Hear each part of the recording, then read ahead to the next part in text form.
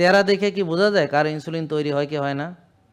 অবশ্যই বোঝা যায়, সেই চোখটা থাকতে হবে আর জ্ঞানটা থাকতে হবে।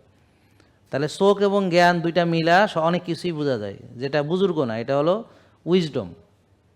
ব্যাপারটা বুঝতে পারছেন?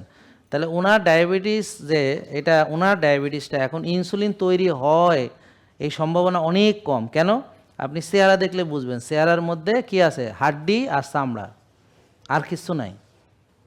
তাহলে যাদের শরীরে চামড়া এবং হাড্ডি, তাহলে বুঝবেন যে ওর মনে হয় ইনসুলিন তৈরি হয় না, তাকে ইনসুলিন দিতে হবে। আর যার শরীর নাদুস নুদুস, গবদা গবদা, থলথল্যা, ফানিযুক্ত, অতিরিক্ত ফানি এবং বুঝতে পারছেন তো কি, হ্যাঁ ফ্যাট, তাদের ধরে নেবেন যে ওর ইনসুলিন বেশি, টাইপ 2। কারণ ইনসুলিন বেশি থাকলে তার খালি চর্বি জমবে আর শরীরে পানি, রসা শরীর হবে, রসা শরীর। দেখেন বোঝেন কিনা? তাহলে চেহারা দেখলে কিছুটা ধারণা করা যায়। এখন যার ইনসুলিন তৈরি হয় না, তাকে বাকি জীবন ইনসুলিন দিয়েই যেতে হবে। তবে কেউ কেউ আছে যাদের বুদ্ধি টুদ্ধি ভালো, মানে টানে ভালো, সিরিয়াস বেশি, এরকম অনেকেই আছে যারা এখন ভালো নিয়মকানুন মেনে তাদের প্যানক্রিয়াস থেকে ইনসুলিন উৎপাদন হচ্ছে।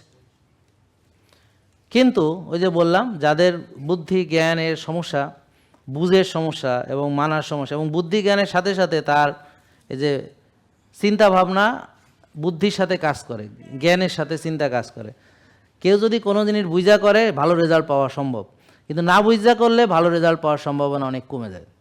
জেকে লাইফস্টাইল লিমিটেড, ওষুধ মুক্ত সুস্থ জীবন।